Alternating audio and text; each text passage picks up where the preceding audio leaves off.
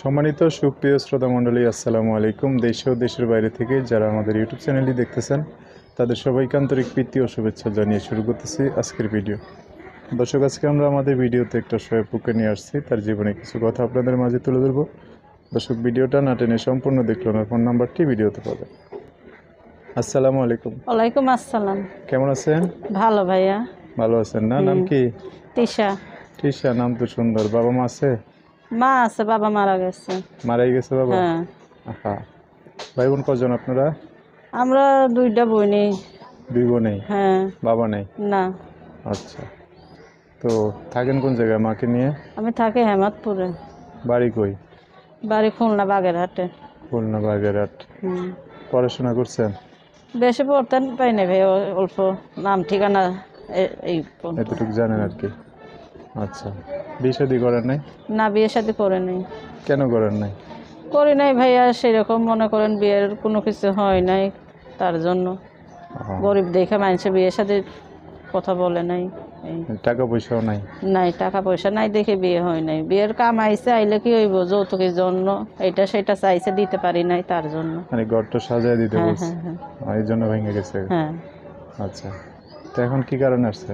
এখন আইসি ভাইয়া, যদি একটা মনের মতন মানুষ পাই, বিয়ে শাদী বসবো, যদি পাশে থাকে, দায়িত্ব নেয়, হেলসাইজিত করে, এরকম একটা মানুষ পাইলে বিয়ে শাদী বসবো। আচ্ছা, এখন তাহলে থাকেন কোন জায়গায়? হেমাদপুরে। হেমায়তপুরে থাকেন। বাড়ি হচ্ছে খুলনা? খুলনা। যাওয়া আসা হয় বাড়িতে? হ্যাঁ, বাড়িতে যাওয়া আসা হয়, ঈদের মধ্যে যাই, এমনিতে যাওয়া হয় না।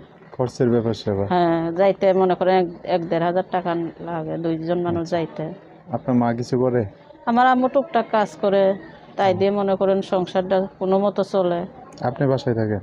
আমি বাসায় থাকি বলতে কি, আমি একটা পার্লারে কাজ শিখতেছি অনেকদিন ধরে। এখন কাজটা আমার শেখা হয়ে গেছে, আমি টাকার জন্য নিজে কোনো কিছু করতে পারতাছি না। আমি মনে করেন একটা যদি দোকান নিতে পারতাম, তাইলে সুন্দরভাবে চলতে পারতাম।